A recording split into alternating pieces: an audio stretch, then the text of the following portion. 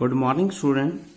So, welcome to the again the Nationalism in India chapter number 3rd, 10th class. Okay. So, this is the sixth part of this chapter. In last video, we read about the second movement of Gandhiji, that is civil disobedience. Okay. We read about the program and how he just start the salt march. Okay. चलिए आगे चलते हैं. जो most important topic है, जो different है, that is how participants saw the movement. जैसे हमने फर्स्ट मूवमेंट में पढ़ा था, डिफरेंट लोगों ने कैसे पार्टिसिपेट किया, डिफरेंट कम्युनिटी ने स्वराज का मीनिंग डिफरेंट कैसे लिया, राइट. तो इस मूवमेंट में हम बात करते हैं डिफरेंट लोगों ने पार्टिसिपेट कैसे किया. तो यहाँ कुछ कैटेगरीज हमने डिवाइड किए हैं और कुछ ऐसे जिनके आपस में कन्फ्लिक्ट भी थे, यानी एक का जो नोशन है वो दूसरे के अगेंस्ट था, राइट. चलिए let us now look at the different social group that participate in the civil disobedience movement. Why did they join the movement? What were their ideas? What did Swaraj mean to them? तो ये भी उसी तरह का है, but यहाँ जो category से थोड़ी अलग बाटी है इस बार, right.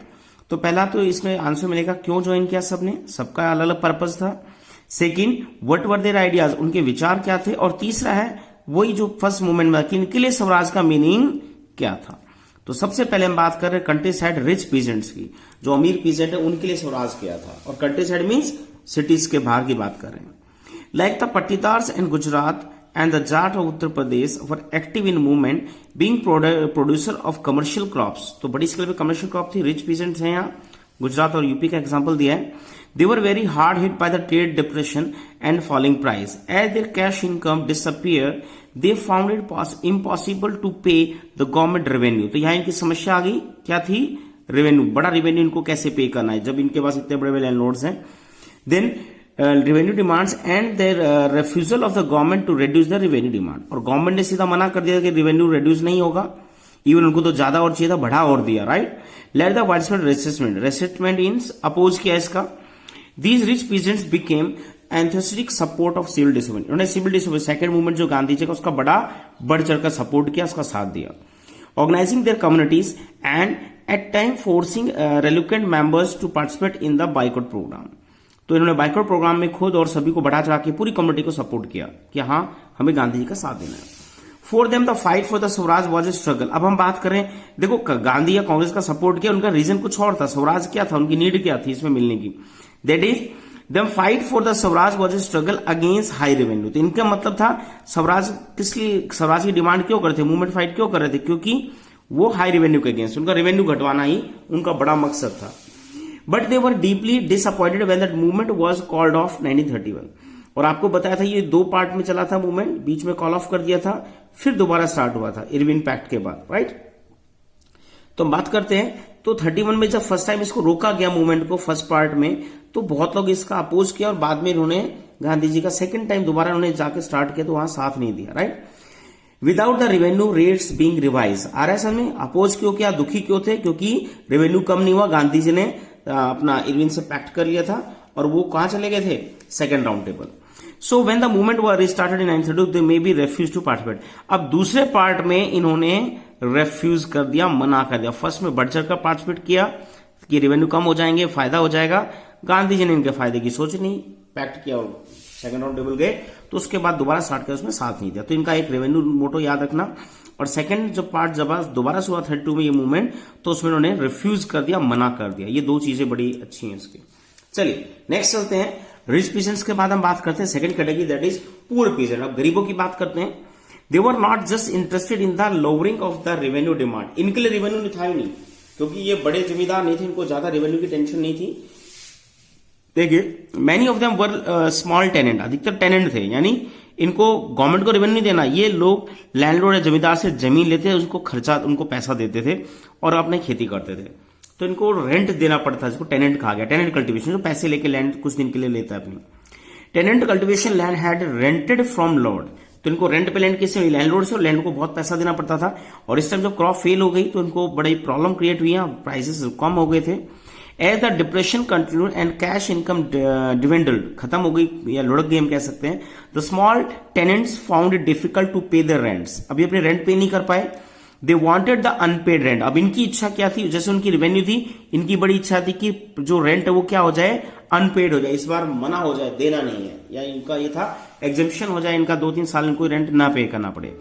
To the landlord to be remitted. And they join a variety of radical movement often led by socialist and communist. Socialist और कम्युनिस्ट का भी सपोर्ट किया इन्होंने। कांग्रेस का तो किया है कि इसके अलावा सोशलिस्ट और कम्युनिस्ट जो कहीं ना कहीं लेबर या इनके साथ होते हैं, लैंड डिस्ट्रीब्यूट हो, सोसाइटी में इक्वल डिवाइड हो, सब चीज, तो उनका भी सपोर्ट किया ताकि उनको ये रेंट से छुटकारा मिले। Apprehensive of raising the might upset the rich peasant and landlord. अब ये इनका थोड़ा अगेंस्ट पॉइंट आता है। कांग्रेस को हमेशा बड़े लैंडलॉर्ड से सपोर्ट मिलता था, तो जैसे इनके जो इश्यूज हैं वो जो रेज किए गए थे, they might upset the rich pheasant. तो इनके जो इशू हैं, रेंट कम होगा, रेंट किसको देना था? लैंडलॉर्ड्स को, राइट? तो उससे कहीं ना कहीं बड़े रिच पीसेंट लैंडलॉर्ड क्या हो गए? अपसेट हो गए। और इसी वजह से Congress was unwilling to support no rent. इसलिए कांग्रेस ने कभी भी बड़े स्टेज पे या बड़ी स्पीच में कहीं भी नो रेंट ये वर्ड यूज नहीं किया, ना इन्होंने कभी पुअर पीजेंट का सपोर्ट किया, राइट? उन्होंने इससे सपोर्ट लिया बट कभी भी इनकी बड़ी डिमांड को आगे नहीं रखा, राइट? तो कांग्रेस वॉज अनविलिंग, इच्छा नहीं थी उनकी, to support no rent camping in the most place, so the relationship between the poor peasant and Congress remain uncertain. इसलिए हम बात करते हैं जो गरीब किसान और कांग्रेस है, इनका रिश्ता हमेशा थोड़ा ऊपर नीचे होता रहा, कभी भी अच्छा रिश्ता नहीं रहा, राइट? चलिए नेक्स्ट पेज चलते हैं, page number 66। Yes, what about the business classes. अब हम थर्ड कैटेगरी बात करें, बिजनेस क्लास, जो कहीं ना कहीं इंडस्ट्रीज के मालिक होते थे। How did they relate to the civil disorder movement during the first world war? Indian merchant industries have made huge profit and become powerful. Chapter 5 में देखेंगे। Keen of expecting their business, they not react against the colonial policy. तो colonial policy के सीधा react नहीं करते, उनके against नहीं जाते थे, क्योंकि इन्हें अपना बिजनेस एक्सपेंड करना था उन्हीं के अंडर।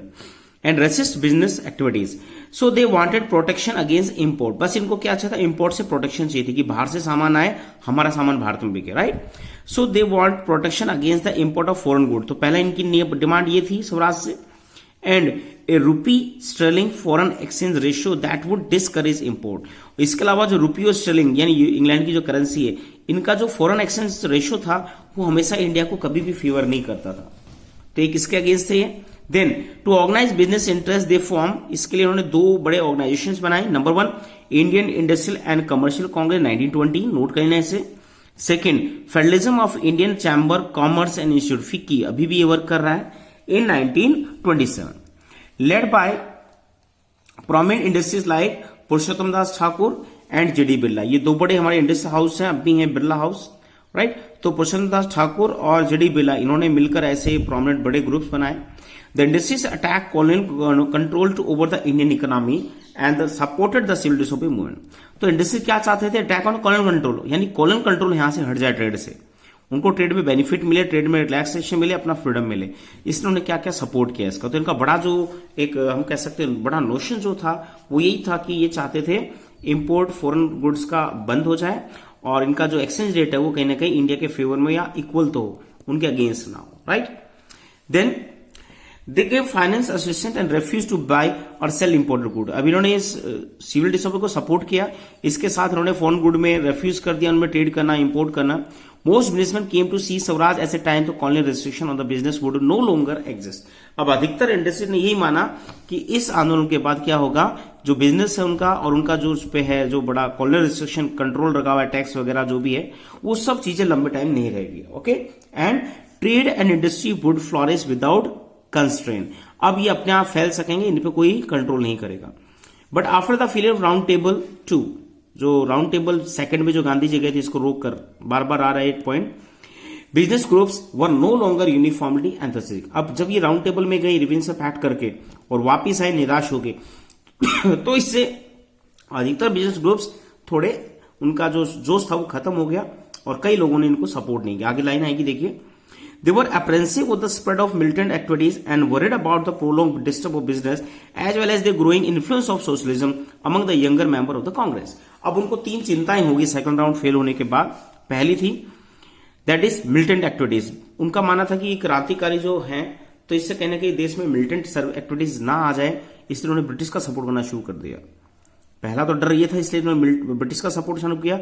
सेकंड में गांधी जी का साथ नहीं दिया। दूसरा था word about prolonged disturb of business. उनको लगा कि अगर आंदोलन ऐसा ही थोड़ा वायलेंट हुआ और कुछ हुआ तो उनका बिजनेस डिस्टर्ब होगा, इसलिए भी उन्होंने इनका सपोर्ट नहीं किया।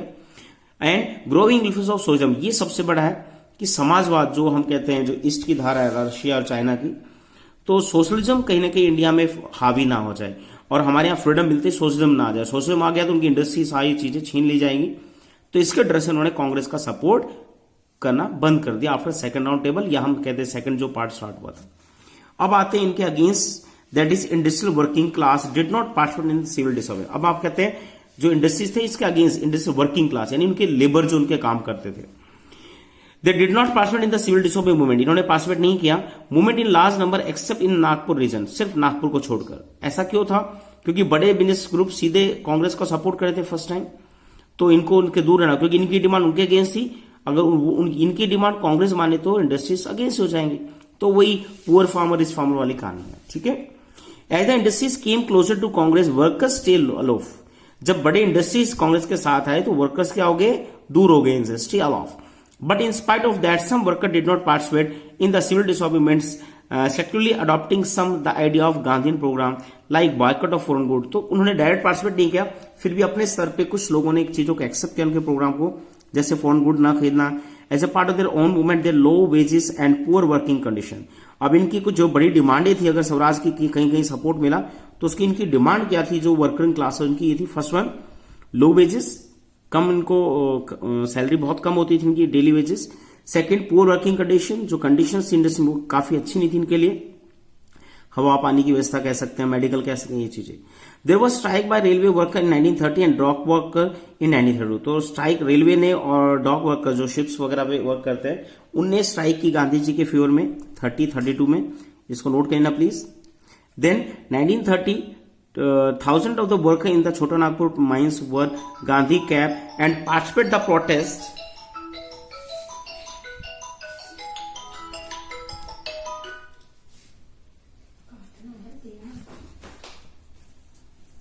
एंड गांधी कैप 1930 में उन्होंने बहुत से माइंस को उन्होंने गांधी कैप पहन के उसका अपोज भी किया। And participated in the protest rallies and boycott campaign, उन्होंने बाइकआउट किया कैंपिंग का, प्रोटेस्ट रैलीज में पार्टिसिपेट किया, राइट।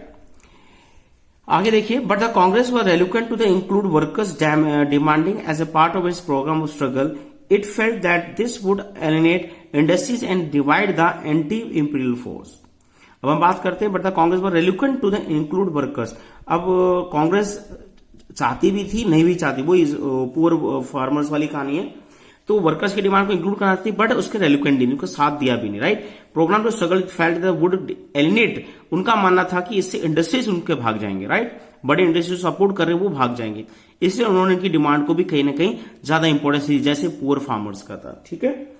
इस पेज पे कुछ डेट का एक टेबल दिया है पूरा, इनको प्लीज एक बार देख लेना, जज कर लेना।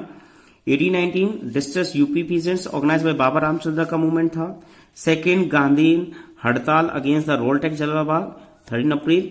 Then January 1920 non cooperation Khilafat movement launch, January में लॉन्च हुआ था। फरवरी 1922 चोरी चोरा, फिर मई 1924, दिसंबर 1929 लाहौर कांग्रेस व अडॉप्ट द डिटरमाइन द पूर्ण स्वराज जो डिमांड हुई थी नेहरू के time. Then 1930 Ambedkar establish depress class, ये आगे आएगा अभी। March 1930 Gandhi began civil disobey movement breaking salt Dandi. And March 1931 Gandhi and civil disobey movement. तो 31 में इन्होंने इसको बंद नहीं किया था, इसको पॉज किया था, रोका गया था, राइट। और 34 में कंप्लीट बैन हुआ था ये।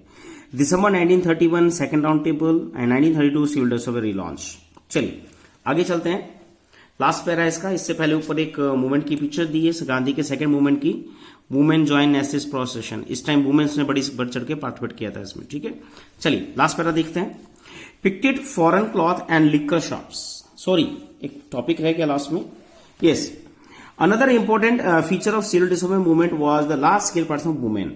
तो हमने 4 टॉपिक हो गए इसमें। पहला था हमारा दैट इज रिच पीजेंट्स, फिर पुअर पीजेंट्स, फिर इंडस्ट्रीज, फिर इंडस्ट्रियल वर्कर्स, ओके। अब लास्ट बात करते हैं वुमेन्स की, कि वुमेन ने कैसे पार्टिसिपेट किया। So was the large scale participation of women during the Gandhi salt march. Thousands of women came out of their house to listen to him and they participated in the protest march manufacture salt. तो उन्होंने नमक बनाया, rally में मार्च किया और इस तरह से उन्होंने सपोर्ट किया। And picketed foreign cloth liquor shop, liquor shops या फॉरेन क्लॉथ शॉप को पिक किया, उनको घेराव किया। Many went to jail in urban areas, these women were high caste families. Urban areas में बड़ी बड़ी ऊंचे घरों से, अमीर घरों से थी। In rural areas they came from rich peasant household, बड़े अमीर पीजेंट्स की घरों से थी। Moved by Gandhi ji call they began to see service to the nation as a sacred duty of women, इसको कहने के उन्होंने अपनी कर्तव्य माना, राइट। Yet this increase public role did not necessary mean any radical change. यहां एक इंपॉर्टेंट लाइन है जो उस टाइम की कंडीशंस के बारे में बताती वुमेन की, कि इन्होंने बहुत बढ़ चढ़ के पार्टिसिपेट किया। जैसे फ्रेंच रेवोल्यूशन में पढ़ा था, वहां भी ऐसा ही हुआ था, 9th क्लास में पढ़ा था ना, तो वुमेन ने पार्टिसिपेट किया, पर वुमेन को बड़े राइट्स नहीं मिले। तो यहां भी हम बात करते हैं कोई बड़ा रेडिकल चेंज नहीं आया वुमेन की लाइफ में। In way to position of women and visualise, यहां गांधी के कुछ विचार दिए हैं, सो प्लीज इनको ध्यान से देखिए, बहुत कम जगह लिखा होता है गांधी के बारे में। Gandhi was convince that it was the duty of women to look after home and hearth. ठीक है, हर्ड होता है भट्टी यानी चूल्हा जो जलाते हैं, तो फीमेल का वर्क उनके अकॉर्डिंग बताया कि घर संभालना, और हर्ड यानी कि चूल्हा वगैरह संभालना है। बी गुड मदर, अच्छी मां बने, एंड गुड वाइफ, एक अच्छी पत्नी बने। इनके अकॉर्डिंग यही एक वुमेन के ड्यूटीज हैं, ध्यान से देखना इसे, ये गांधी के व्यूज थे। And for a long time the Congress was reluctant to allow women to hold any position of authority within the Congress. Even Congress ने लंबे टाइम तक किसी भी वुमेन को बड़ी अथॉरिटी या बड़ी पोजीशन पे आने से हमेशा रोके रखा, right. Annie Besant, Sarojini Naidu, दो के नाम मिलते हैं, इसके अलावा कोई चेयरमैन भी नहीं है, ठीक है, जो आपके कांग्रेस सेशन होते हैं। इट वॉज कीन only on their symbolic presence, यहां बड़ी अच्छी लाइन दी है, सिर्फ उनको क्यों रखा जाता था, सिंबॉलिक प्रेजेंस, उनकी प्रेजेंस दिखाई जाती है कि हाँ फीमेल भी पार्टिसिपेट कर रही हैं। लीडिंग रोल में आप गांधी के आसपास आपको एक दो महिलाएं जरूर दिखती थी, वो कहीं एक सिंबॉलिक प्रेजेंस होता, हाँ मेल फीमेल सब मिलके गांधी इसके अगेंस्ट, ब्रिटिश के अगेंस्ट मूवमेंट कर रहे हैं, ठीक है। चलिए यहीं और करते हैं, नेक्स्ट 7th वीडियो मिलेंगे। Thank you.